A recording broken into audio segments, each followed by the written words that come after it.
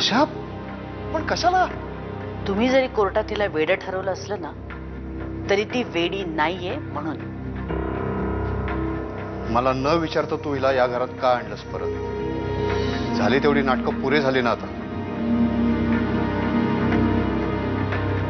मला ही ब्याद या घरात नकोय.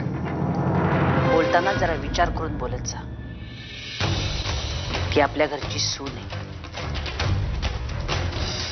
हिला आत्ताच्या आत्ता घराबाहेर काढ. शक्य नाही. हे बिल जेव्हा माझ्या हातात पडलं तेव्हा मी हॉस्पिटलमध्ये फोन केला. तिथल्या डॉक्टरांशी बोल. त्यांनी मला सांगितलं की तुमची बायको इथे हॉस्पिटलमध्ये आली, तिने सर्व पेशंट्सना मिठाई वाटली, कपडे वाटले, तिकडे गोंधळ झाला आणि त्या गोंधळात त्यांची एक पेशंट फरारी झाली.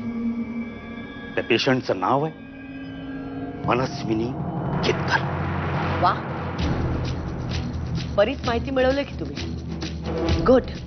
ए बस झालं. तू जे काय करतेस ना ते अत्यंत चुकीचं आहे. तुला मी बजावलं होतं की या भानगडीत तू पडू नकोस, तरी माझं ऐकलं नाही. कायद्याच्या विरोधात जाऊन तू तिला तिथं सोडवस. मला एक कळत नाही, तुमचा या सगळ्याशी काडीचाही संबंध नसताना तुम्ही या सगळ्यात इतका इंटरेस्ट का घेता देवराज? कारण ह्या सगळ्याशी माझा संबंध नसला तरी तुझ्याशी संबंध आहे. जावई बापू, मला ठाऊक आहे झाल्या प्रकारामुळे तुम्ही फार दुखावले गेल्यात. घरात फार विचित्र घडते. या घरामध्ये माझं कुणी काही ऐकतच नाही. आधी माझा मुलगा तर ऐकत नव्हताच, आता तुमची लेक सुद्धा ऐकत नाही माझं. काय वाटेल ते बोलली आशा मला. कुणासाठी? त्या मूर्ख पोरीसाठी. ती एक स्वतःला झाशीची राणी समजते.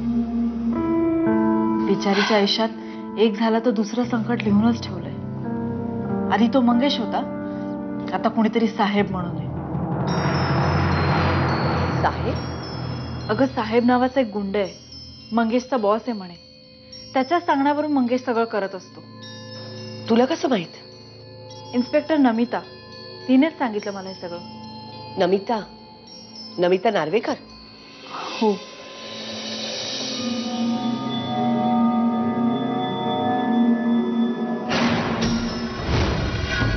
हा नंबर ओळखीचा आहे? हा साहेब पकडला जाणं खूप आवश्यक आहे. खूप मोठा गुन्हेगार आहे हा. तो साहेब मी नाहीये. मग तुमचा नंबर त्याच्याकडे कसा आला? तो मोबाईल चोरीला गेलाय. तू त्या मनूला सोडवण्याच्या गडबडीत होतीस म्हणून तुला सांगायचं राहून गेलं. म्हणजे त्या साहेबकडे तुझ्या बाबांचा मोबाईल आहे? हो, त्यांनी चोरलाय बहुतेक. आणि हे तुला तुझ्या बाबांनी सांगितलं? हो. बोला धर्माधिकारी साहेब. मनू असायला बंद पळाली आहे हे कळलं. हो, ते खरं आहे. पण तुम्ही जर म्हणाला होतात की तुमचं तिथे सेटिंग आहे, तिथनं बाहेर पडणं तिला शक्य नाही वगैरे वगैरे वगैरे. नाही, मी म्हणालो होतो, पण काय आहे, आपण तिला कोर्टामध्ये वेडी ठरवली होती. वेडी नसतानाही ते तुम्ही या केसमधनं सुटावं म्हणून. आणि नंतर मग त्या असायलम मध्ये तिला तिथेच ठेवून नंतर फार वेडी करायची असं प्लॅनिंग होतं आपलं. पण आता ती असायलम मधनं निसटलेली आहे. आता जर त्या ऍडव्होकेट मीरा पटवर्धननी ती वेडी नाही हे सिद्ध करण्यासाठी सायकॅट्रिस्टचं सेकंड ओपिनियन घेतलं आणि ती वेडी नाही हे जर सिद्ध झालं ना तर तुम्ही गोत्यात येणार आहात.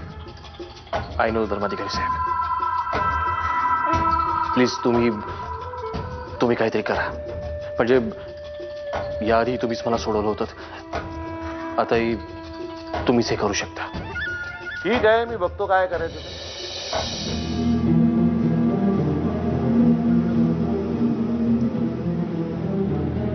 साहेब?